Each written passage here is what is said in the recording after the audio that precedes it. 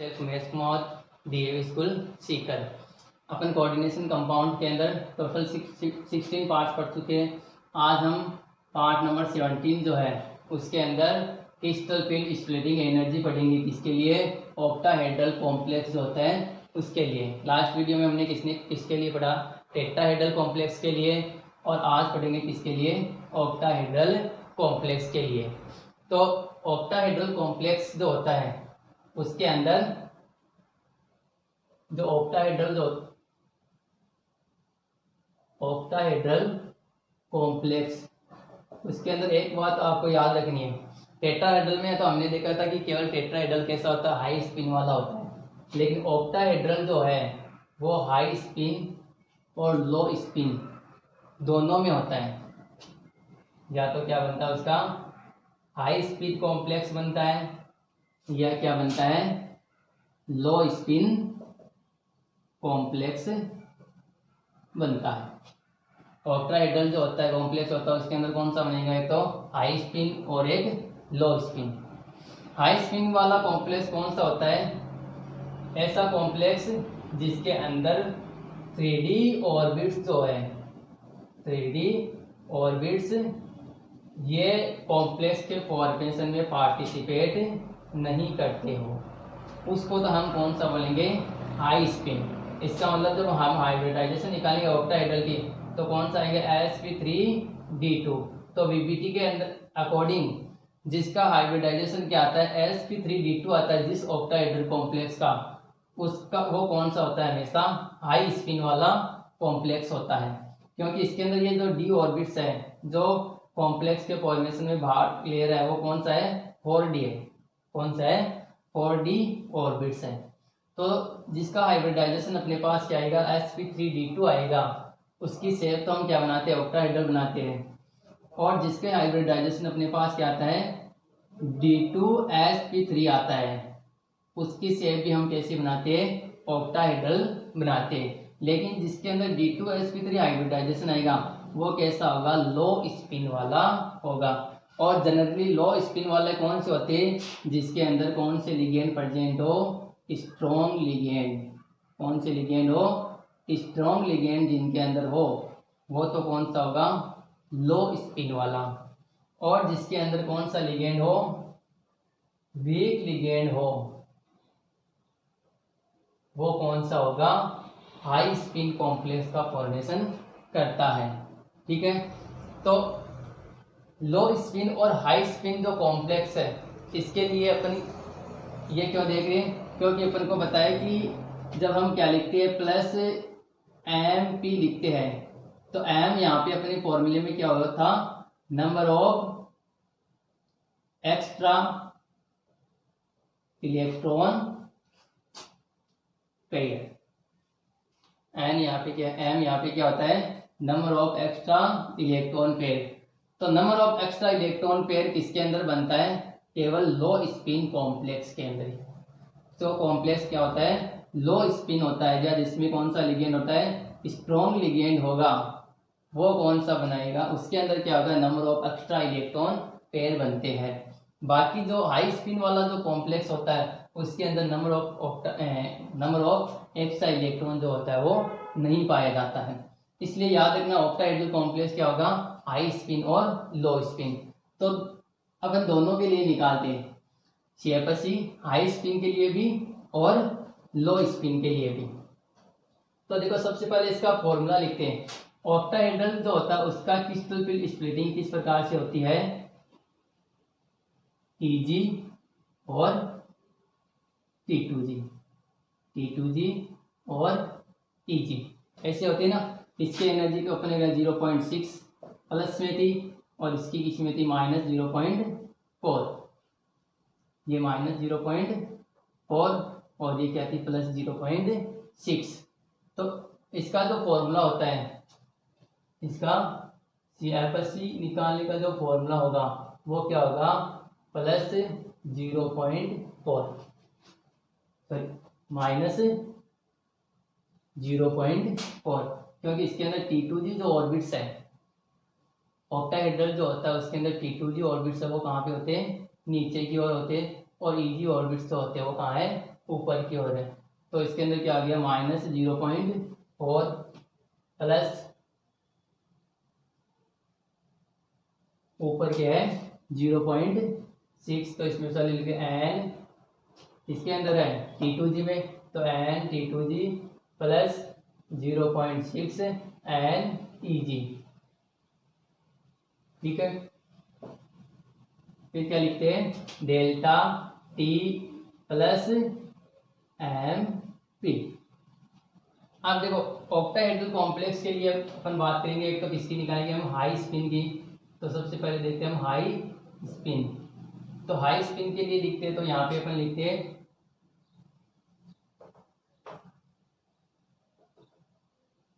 High spin complex. High spin complex के लिए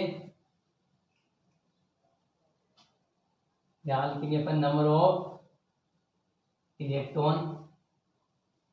number of electron क्या लिखते हैं D1 D2 D3 D4 D5 D6 D7 D8 D9 और D10।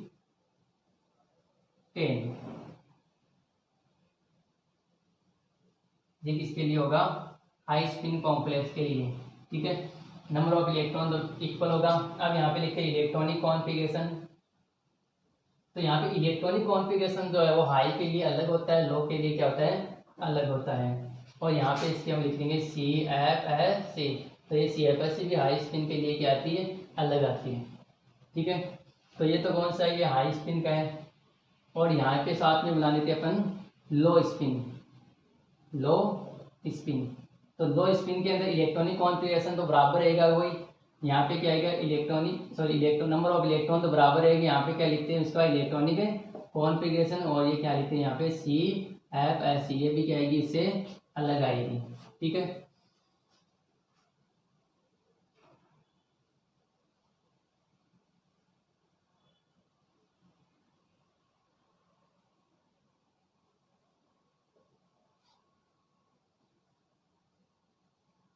ये टेबल बना लेना साथ साथ ही।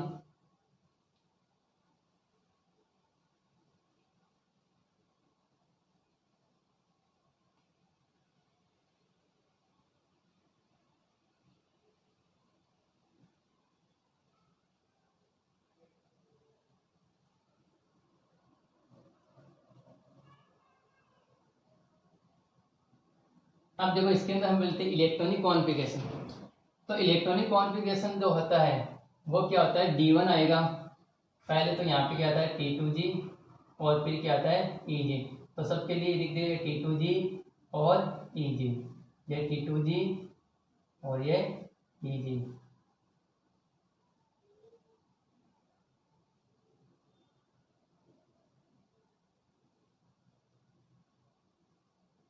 सबके लिए लिखते जाना T2G और EG। सबके लिए क्या आएगा T2G और EG, क्योंकि इसके अंदर T2G की एनर्जी क्या होती है ऑक्टाहेड्रल में कम और EG की ज़्यादा। तो सबसे पहले किसमें इलेक्ट्रॉन भरे जाएंगे T2G में, और उसके बाद में EG ऑर्बिट्स में इलेक्ट्रॉन भरे जाते हैं।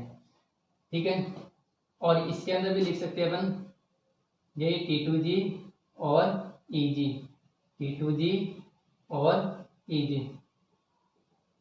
ऑर्बिट तो दोनों में सेम होना चाहिए, हाई स्पिन हो चाहे लो स्पिन हो। T2G कहाँ रहता है नीचे और EG कहाँ पे रहता है ऊपर। तो सबसे पहले एनर्जी किसमें भरेंगे नीचे वाले में, क्योंकि नीचे वाले की एनर्जी क्या होती है कम। तो जिसमें कम एनर्जी इसमें सबसे पहले इलेक्ट्रॉन भरे जाते हैं।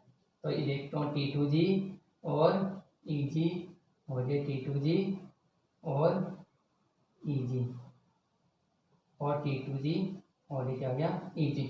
ये तो इनका दोनों का ही क्या हो गया हाई स्पिन का और लो स्पिन का इलेक्ट्रॉनिक कॉन्फ़िगरेशन हो गया। ये किसके लिए हो गया लो स्पिन के लिए, और ये जो है वो किसके लिए हाई स्पिन के लिए। अब देखो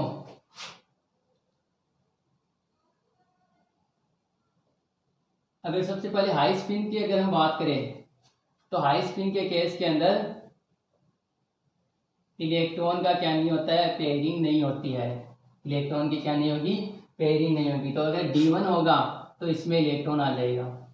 अगर D1 होगा तो इलेक्ट्रॉन किसमें आएगा D1 और ये इलेक्ट्रॉन T2G ऑर्बिट्स में आ जाएगा। ठीक है, तो हाई स्पिन के लिए क्या होगा, T2G1 और Eg में क्या रह जाएगा, 0 इलेक्ट्रॉन। फिर अगर क्या करें हम D2 करें, तो D2 करेंगे तो अगला इलेक्ट्रॉन किसके अंदर जाएगा, T2G के अगले ऑर्बिट्स में आ जाएगा। तो यहाँ पे T2G क्या हो गया 2 और Eg क्या हो गया 0। ठीक है, अगर अपन क्या करें D3 करें, तो D3 में एक इलेक्ट्रॉन और आ जाएगा, वो भी कहाँ पे जाएगा, T2G में जाएगा। तो यहाँ पे क्या आ गया T2G 3 और Eg क्या रह गया 0। अब उसके बाद में D4, तो D4 है तो हाई स्पिन कॉम्प्लेक्स से हम पढ़ रहे तो इसमें इलेक्ट्रॉन का भी पेयरिंग नहीं होगी, इसका मतलब इलेक्ट्रॉन कहाँ जाएगा ऊपर। अगर लो स्पिन होता है तो ये वाला इलेक्ट्रॉन वापस ये 3 इलेक्ट्रॉन बनने के बाद में अगला वाला इलेक्ट्रॉन कहाँ जाता है, इस T2G में ही आ जाता है। लेकिन ये कौन सा कॉम्प्लेक्स के लिख रहे हैं अपन, हाई स्पिन के लिए लिख रहे हैं, तो हाई स्पिन का ये इलेक्ट्रॉन Eg में जाएगा। तो एक Eg में आ गया, इसका मतलब क्या आ गया T2G 3 और Eg में कितना आ गया 1। अगर अपन क्या करेंगे D5 करेंगे, तो D5 के केस में क्या आ जाएगा, एक इलेक्ट्रॉन Eg में ऊपर और चल जाएगा, तो क्या आ जाएगा T2G 3 और Eg 2। अब 500 ऑर्बिट जो होते हैं उनके अंदर इक्वल इलेक्ट्रॉन आ गए, तो अगर हम D6 करेंगे तो यहाँ पे इलेक्ट्रॉन का क्या होगा पेयरिंग, तो वो अगला इलेक्ट्रॉन किस में आएगा, इसी T2G के अंदर आ जाएगा। तो T2G के अंदर कितने इलेक्ट्रॉन हो गए 4 और Eg में 2 इलेक्ट्रॉन। तो यहाँ पे अपन लिख सकते हैं 4 और Eg में 2 इलेक्ट्रॉन। अगर D7 के लिए देखें तो ये इलेक्ट्रॉन आ गया, तो अगला इलेक्ट्रॉन का इसमें भी पेयरिंग हो गई, कितने इलेक्ट्रॉन हो गए इसमें 5 और इसके अंदर 2। तो T2G में कितने हो गए 5 और Eg में 2। अगर 8 करेंगे तो 3 पेयर बन जाएंगे, तो इसके नीचे भी इसमें भी क्या हो गया कि पेयरिंग हो गई। तो क्या आ गया T2G के अंदर 6 और Eg के अंदर 2। अब ये कंप्लीट भर गया, तो अगला इलेक्ट्रॉन जो आएगा वो किस में जाएगा, T2G में। तो ये Eg6 T2G 3 और ये 6 और ये क्या आ गया 4 हो गया। तो ये हाई स्पिन कॉम्प्लेक्स के लिए क्या होता है, इलेक्ट्रॉनिक कॉन्फ़िगरेशन होगा। अब हम क्या निकालते हैं, इसकी CFSE एनर्जी निकालते हैं इस फॉर्मूले से। तो देखो CFSE एनर्जी निकालते हैं, तो इसके अंदर M और P का तो रोल इसी में भी नहीं होगा, क्योंकि कौन सा पढ़ रहे हैं हम, हाई स्पिन, और हाई स्पिन के अंदर M की वैल्यू क्या होगी 0। M की वैल्यू क्या होगी 0, तो M ये 0 इंटू पी हो जाएगी, तो इसकी वैल्यू भी क्या हो जाएगी 0। तो अपनी वैल्यू कहाँ तक आएगी, डेल्टा ओ तक। यहाँ पे सॉरी क्या करना, ऑक्टाहेड्रल के पढ़ तो डेल्टा ओ लिखना है, ऑक्टाहेड्रल है ना, तो इसके लिए क्या करना है अपन को, डेल्टा ओ रखना है सूत्र में, है ना। टेट्राहेड्रल के लिए क्या आता है, डेल्टा टी आता है। ठीक है, अब सबसे पहले CFSE एनर्जी किसकी निकालते हैं, D1 वाले की। तो D1 वाले की निकालेंगे तो -0.4 कितने इलेक्ट्रॉन है T2G में, इंटू 1 प्लस 0.6 और क्या आ गया इंटू 0। ठीक है, और ये डेल्टा ओ बराबर M, हाई स्पिन में बनती नहीं है, तो ये टोटल जो वैल्यू आएगी वो कितनी आएगी अपने पास -0.4 डेल्टा ओ। तो इसके लिए क्या आ जाएगी -0.4 डेल्टा ओ। ठीक है, दूसरे अपन निकालते हैं D2 के लिए। तो D2 के लिए यहाँ पे क्या आ जाएगा 2 आ जाएगा, 2 आएगा, तो इसकी वैल्यू तो T2G Eg में तो कितने इलेक्ट्रॉन है 0 है, तो ये तो क्या आ जाएगी 0। तो क्या आएगा अपने 0.8, तो ये क्या आ जाएगा -0.8। तो इसके लिए कितनी आ जाएगी -0.8 डेल्टा ओ, कितनी आ जाएगी -0.8 डेल्टा ओ। फिर निकालते हैं D3। तो D3 जो है उसके अंदर क्या है, यहाँ पे 3 इलेक्ट्रॉन किसके अंदर, T2G के अंदर, और Eg जो होता है उसके अंदर क्या है अभी 0 इलेक्ट्रॉन है। तो ये क्या हो जाएगा -1.2 डेल्टा ओ। ठीक है, तो क्या आ जाएगी -1.2 डेल्टा ओ।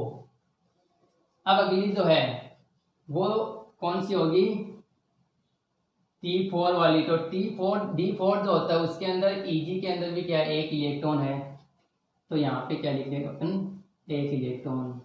ठीक है, तो एक इलेक्ट्रॉन लिखेंगे, तो ये जो वैल्यू आएगी वो कितनी आ जाएगी, ये तो आएगी अपने पास 1.2 और ये क्या आ जाएगी 0.6।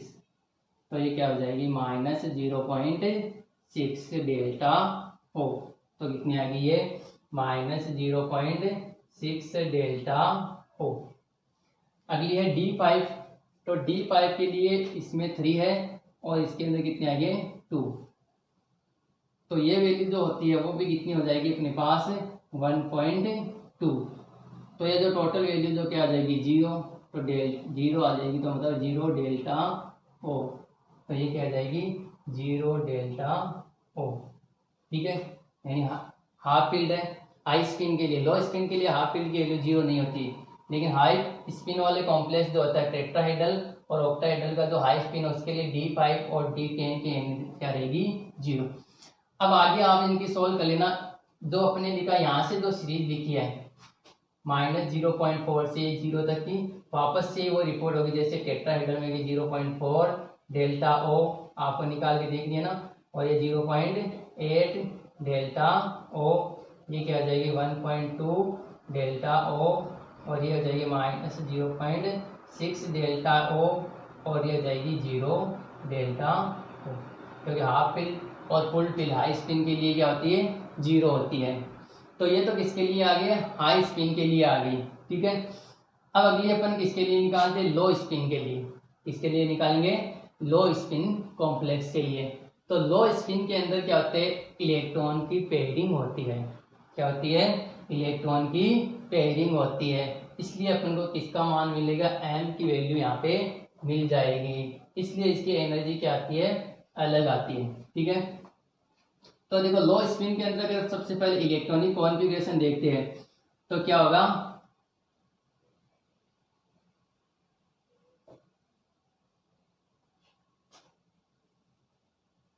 Eg जो इसके अंदर अगर हम क्या बात करें इसकी D1 की बात करें तो D1 में एक इलेक्ट्रॉन यहाँ है, तो ये इलेक्ट्रॉन कहाँ गए यहाँ। देखो फर्स्ट 3 इलेक्ट्रॉन तो अगर भरते इसमें भरेंगे तो इसमें आ जाएगा, इसमें भरेंगे तो इसमें आ जाएगा। इसका मतलब 3 तो आएंगे, तो आप तक तो क्या आएगी T2G1 T2G2 T2G3 और फिर ऊपर भी Eg में क्या रहते हैं 0। तो इसमें T2G1 Eg0 T2G2 Eg0 और 3 और 0। अब देखो, अब देखते हैं अपन D4 के लिए। तो D4 जो होता है उसके लिए अगर हम देखें तो इस प्रकार से इलेक्ट्रॉन हम भरेंगे, जब क्या होगा ये फ्री स्टेट में होगा, लेकिन स्प्लिटिंग होगा तो क्या होता है अगर लो स्पिन वाला है तो इलेक्ट्रॉन की क्या होती है पेयरिंग। अब ये इलेक्ट्रॉन अगर हाई स्पिन का होता तो इसमें जाता, लेकिन ये लो स्पिन वाला है तो यहाँ पे इलेक्ट्रॉन की क्या हो जाएगी पेयरिंग। अब हमें यहाँ पे m की वैल्यू मिल गई। सबसे पहले इसमें भरे तो क्या आ गया T2 4 और Eg में क्या रहा 0। अब देखो पेयरिंग यहाँ पे कोई इलेक्ट्रॉन का पेयरिंग दिखाई दे रही है अपन को नहीं है ना, सारे के सारे इलेक्ट्रॉन क्या है सिंगल है यानी अनपेयर्ड इलेक्ट्रॉन है। लेकिन इसके अंदर क्या बन गया एक इलेक्ट्रॉन का क्या बन गया पेयर। तो फ्री स्टेट में तो कोई पेयरिंग नहीं थी, लेकिन जब कॉम्प्लेक्स का फॉर्मेशन हुआ तब इलेक्ट्रॉन का क्या हो गया यहाँ पे पेयरिंग होगी, और ये इलेक्ट्रॉन की पेयरिंग क्या होगी यहाँ पे एक्स्ट्रा इलेक्ट्रॉन पेयर, यानी number of extra electron pair कितना हो गया यहाँ पे 1।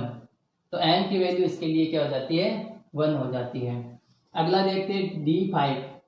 तो D5 के अंदर इलेक्ट्रॉन किसके अंदर जाएगा T2G में आएगा, पेयरिंग होगी तो ये इस प्रकार से हो जाएगा। इसका मतलब T2G5 और Eg में अभी तक क्या है 0। ठीक है, फिर देखते हैं अपन D6।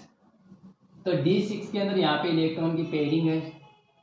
ठीक है, और ये इलेक्ट्रॉन किस में आएगा इसके अंदर आ जाएगा, मतलब क्या आ जाएगा 6 T2G में 6 इलेक्ट्रॉन और Eg में 0 इलेक्ट्रॉन। अब ये कम्प्लीटली ऑक्यूपाई है, कम्प्लीटली भर गए। इसका मतलब आगे वाले इलेक्ट्रॉन किस में जाएंगे Eg में। तो T2G6 और Eg1 T2G6 Eg2 T2G6 Eg3 और 6 और ये 4। इस प्रकार से लो स्पिन वाले में क्या होगी इलेक्ट्रॉन की पेयरिंग होगी। अब बात करते हैं इसकी CFSE एनर्जी की। इसी फॉर्मूले से निकालेंगे हम ऑक्टाहेड्रल का, चाहे हाई स्पिन का हो चाहे लो स्पिन का, फॉर्मूला सेम है। फर्क क्या है कि इसमें MP की वैल्यू नहीं होती हाई स्पिन में, जबकि लो स्पिन में क्या अपन को m की वैल्यू जो होती है वो मिल जाती है। ठीक है, तो सबसे पहले D1 का निकालें। तो D1 के लिए इसके अंदर क्या आता है -0.4 × 1 प्लस 0.6, ठीक है, और इंटू क्या है 0, और डेल्टा ओ प्लस एम और पी की वैल्यू अभी हमें नहीं मिलेगी इसमें। क्यों नहीं मिलेगी? क्योंकि जब हमने इलेक्ट्रॉन इसके अंदर भरे थे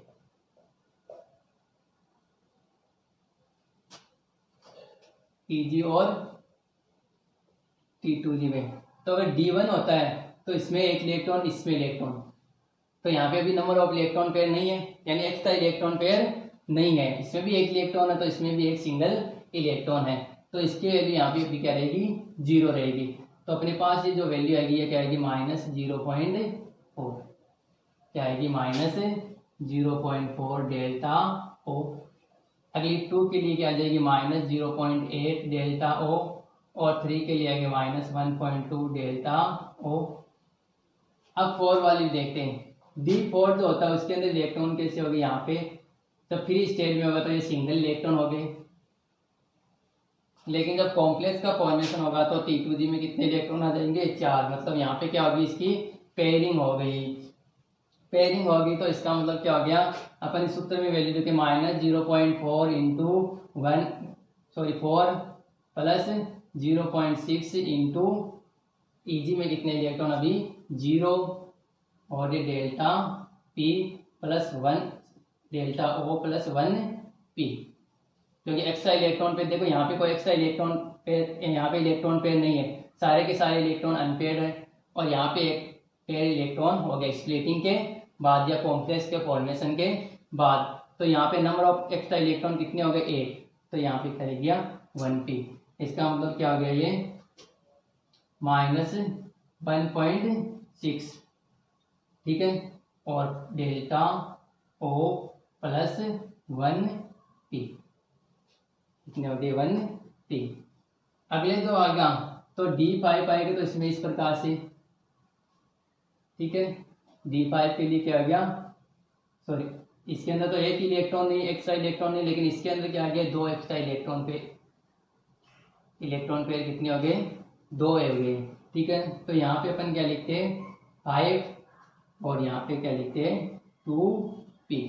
तो अपने पास क्या आ जाएगी टोटल जो वैल्यू आएगी 2.0 डेल्टा O प्लस 2p। तो ये वैल्यू जाएगी -2.0 डेल्टा O प्लस 2p, ठीक है। अगली D6 के लिए, तो D6 के लिए यहाँ पे देखो पेयरिंग होगी इलेक्ट्रॉन की, और यहाँ पे भी क्या होगी ये पेयरिंग होगी, लेकिन यहाँ पे देखो एक इलेक्ट्रॉन पेयर तो यहीं पे दिख रहा है अपन को, और एक इलेक्ट्रॉन पेयर ये रहा, तो ये तो दोनों में बराबर है, लेकिन 2 इलेक्ट्रॉन पेयर क्या है ये एक्स्ट्रा है, ये 2 इलेक्ट्रॉन पेयर क्या है यहाँ पे एक्स्ट्रा है। तो इसके लिए D6 के लिए लिखेंगे तो क्या लिखेंगे हम 0.4 into 6 plus 0.6 into 0 delta O, और प्लस क्या लिखेंगे 2p। अभी इसमें भी 2p है क्योंकि एक इलेक्ट्रॉन पेयर तो यहीं भी है, तो एक यहाँ पे, तो ये तो दोनों बराबर है, लेकिन ये 2 इलेक्ट्रॉन पेयर यहाँ पे क्या आ गया एक्स्ट्रा आ गया, क्योंकि इसके अंदर 1 है, इसके अंदर कितने हैं 3 है, तो इसके लिए क्या आ गया 2p आ जाएगा। तो ये क्या आ जाएगा -2.4 डेल्टा O प्लस 2p, ठीक है। अगली देखते हैं किसके लिए D7 के लिए। तो D7 के लिए इसमें 6 है और इसमें एक इलेक्ट्रॉन आ गया, और D7 का ये, अब इसमें तो पेयरिंग होगी, इलेक्ट्रॉन कहाँ जाएंगे Eg में, Eg में जाएंगे तो number of extra electron pair यहाँ पे कितने रहेंगे 1 ही रहेगा। देखो 2 इसमें है 2 इसमें, ये तो बराबर है, एक एक्स्ट्रा इलेक्ट्रॉन पेयर रहेगा, ठीक है।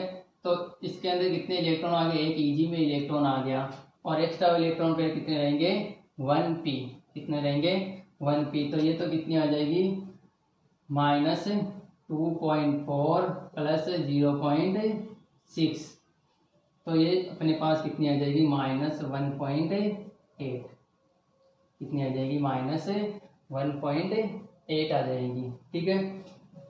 तो इसको अपन क्या लिखेंगे -1.8 डेल्टा O प्लस 1p। इस प्रकार से अगली वैल्यू आप निकाल के क्या करोगे इसकी स्प्लिटिंग एनर्जी निकालनी। अब देखो एक तो आपको D1 किसमें D2, किसमें D3, किसमें D4, किसमें है, मतलब इसकी स्प्लिटिंग एनर्जी कॉम्प्लेक्स अगर आपको दे दे तो किस प्रकार से निकालनी है वो देखते हैं। तो देखो अगर आपको मान लो दे दिया CuCN2, क्या दे दिया CuCN2, इसकी स्प्लिटिंग निकालें तो यहाँ पे आपको पता है Cu कौन सी स्टेट में है, +2, कौन सी स्टेट में है, +2 ऑक्सीडेशन स्टेट के अंदर है। ठीक है, अब ये +2 ऑक्सीडेशन स्टेट में इसका मतलब इसका इलेक्ट्रॉनिक कॉन्फ़िगरेशन अपने पास क्या आएगा, आर्गन 3d9 और 4s0, यही आएगा। ठीक है, तो अगर इसका इलेक्ट्रॉन अगर हम देखें d ऑर्बिट्स के अंदर तो 9 इलेक्ट्रॉन वो किस प्रकार रहेंगे, इस प्रकार रहेंगे। ठीक है, जब इसकी क्या होगी, स्प्लिटिंग होगी यानी कॉम्प्लेक्स का फॉर्मेशन होगा, क्या होगा, कॉम्प्लेक्स का फॉर्मेशन होगा, तो ये Eg और इसके अंदर बढ़ जाएंगे T2G में। ठीक है, तो T2G के अंदर सबसे पहले इलेक्ट्रॉन आएंगे। ठीक है, फिर क्या होगा, यहाँ पे इलेक्ट्रॉन पेयर, यहाँ पे भी इलेक्ट्रॉन पेयर, यहाँ पे भी क्या होगा इलेक्ट्रॉन पेयर, टोटल कितने इलेक्ट्रॉन हो गए, 6, और यहाँ पे और यहाँ पे। अब देखो यहाँ पे कितने इलेक्ट्रॉन हो गए, 6, और ये 3 कितने हो गए, 9 इलेक्ट्रॉन, और इसके अंदर भी कितने इलेक्ट्रॉन है, ये 9 इलेक्ट्रॉन है। तो इसकी वैल्यू अगर हम कैलकुलेट करेंगे तो इसके अंदर एक्स्ट्रा इलेक्ट्रॉन पेयर देखो, इसमें 1 2 3 और 4 है, इसके अंदर भी 1 2 3 और 4 है। ठीक है, लेकिन इसके अंदर अगर हाइब्रिडाइजेशन होगा तो कौन सा होगा, अगर इसका ऑक्टाहेड्रल की अगर हम बात करिए तो कौन सा होगा, +2 ऑक्सीडेशन स्टेट में। लेकिन अगर ऑक्टाहेड्रल के अंदर अगर हम इसकी बात करें, जैसे मान लो अपने इसके कोई वीक लिगेंड जोड़ दिए, कौन से, वो 6H2O का होल 4, ये अपने इसके अंदर ऐड कर दिया। तो ये ऐड करेंगे तो इसके अंदर कितने ऑर्बिट्स बनने चाहिए, 8। इसका हाइब्रिडाइजेशन अपने पास आएगा sp3d2 आएगा, कौन सा आएगा, sp3d2 आएगा। और sp3d2 हाइब्रिडाइजेशन जिसका होता है वो कौन सा होता है, हाई स्पिन वाला, तो इसमें इसका इलेक्ट्रॉन पेयर क्या है, इक्वल है। ठीक है, लेकिन कोई कॉम्प्लेक्स आपको इस प्रकार दे दें, 2 कॉम्प्लेक्स एक ही मेटल के देखें, एक तो आपको दे दिया FeCl4H2O का होल 5, ठीक है, और एक आपको दे दिया FeCl4 और H2O का होल 4। अब देखो यहाँ पे Fe जो होता है वो कौन सी स्टेट में, +4 ऑक्सीडेशन स्टेट में, यहाँ पे Fe कौन सी स्टेट में, +4 ऑक्सीडेशन स्टेट में, दोनों में +4 है। ठीक है, लेकिन इसका इलेक्ट्रॉनिक कॉन्फ़िगरेशन अगर पहले आप लिख दें आर्गन, अगर वैसे इसका Fe का लिखते तो क्या होता है, आर्गन 3d6 और 4s2 होता है, लेकिन +4 है, इसका मतलब क्या गया, आर्गन 3d4 और 4s0। इसका मतलब ये कौन सा, 3d4, कौन सा है, 3d4, देखो 3d4 d4 वाला, ये वाला। अब ये देखना कि हाई स्पिन है या लो स्पिन, तो यहाँ पे जो Cl4 कौन सा लिगेंड है, वीक लिगेंड, और जो वीक लिगेंड होता है उस कौन सा होता है, हाई स्पिन वाला। कौन सा होगा, जनरली हाई स्पिन वाला होगा। तो हाई स्पिन का होगा तो इसकी एनर्जी क्या आएगी, D4 के लिए -0.6 डेल्टा O। इसके अंदर भी ये +4 ऑक्सीडेशन स्टेट में, लेकिन यहाँ पे Cn जो है वो कौन सा लिगेंड है, स्ट्रॉन्ग फील्ड लिगेंड, और स्ट्रॉन्ग फील्ड लिगेंड वाला कॉम्प्लेक्स कैसा होता है, लो स्पिन वाला। कैसा होगा, लो स्पिन वाला। तो इसके लिए अगर हम D4 की एनर्जी देखें तो कितनी आएगी, -1.6 डेल्टा O1P, क्या आएगी, -1.6 डेल्टा O1P। अब देखो इसके अंदर क्या है, लिगेंड दोनों के अंदर 6 है, इसका मतलब कौन सी शेप बनती है, ऑक्टाहेड्रल बनती है। इसके अंदर भी लिगेंड्स है, कौन सी शेप बनती है, ऑक्टाहेड्रल। लेकिन दोनों के अंदर क्या है, एनर्जी डिफरेंट है, दोनों की एनर्जी क्या है, अलग अलग है। अब अगर हम इसकी स्टेबिलिटी देखें, स्थायित्व देखें इसका और इसका, दोनों कॉम्प्लेक्स का, तो दोनों कॉम्प्लेक्स में से कौन सा ज्यादा स्थायी होगा, जिस कॉम्प्लेक्स की ये CFC एनर्जी जितनी ज़्यादा नेगेटिव होगी उसका स्टेबिलिटी उतनी ज़्यादा होगी। तो देखो इसके लिए अगर हम देखते हैं तो कितनी आती है, -0.6 डेल्टा O। इसके लिए FeCl4 और H2 का होल ट्वाइस, यानी इस कॉम्प्लेक्स के लिए। और इस कॉम्प्लेक्स के लिए देखें तो ये कॉम्प्लेक्स कौन सा है, लो स्पिन वाला। तो लो स्पिन के लिए क्या है, -1.6 डेल्टा O प्लस 1p। तो इस CFC एनर्जी किसकी ज़्यादा नेगेटिव है, इसकी। तो इसकी स्टेबिलिटी क्या होगी, ज़्यादा, और इसकी स्टेबिलिटी क्या होगी, कम। तो कोई कॉम्प्लेक्स आपको देते हैं तो उसके अंदर आपको क्या निकालना है, इसकी CFC एनर्जी के अकॉर्डिंग अगर स्टेबिलिटी पूछी जाए या उसकी स्थायित्व अगर आपको पूछा जाए तो वो किसका होगा, जिसकी वैल्यू जितनी ज़्यादा नेगेटिव होगी उसकी स्टेबिलिटी उतनी ज़्यादा। तो इन दोनों कॉम्प्लेक्स की बात करें तो इसकी स्टेबिलिटी कम है, इसकी स्टेबिलिटी क्या है, ज़्यादा, क्योंकि इसके अंदर क्या होता है, इसकी CFC एनर्जी ज़्यादा है और इसकी CFC एनर्जी क्या है, कम। तो ये हाई स्पिन और लो स्पिन ऑक्टाहेड्रल कॉम्प्लेक्स के लिए कहता है कि क्रिस्टल फील्ड स्प्लिटिंग एनर्जी है। इसको आप क्या कर लो, नोट कर लो।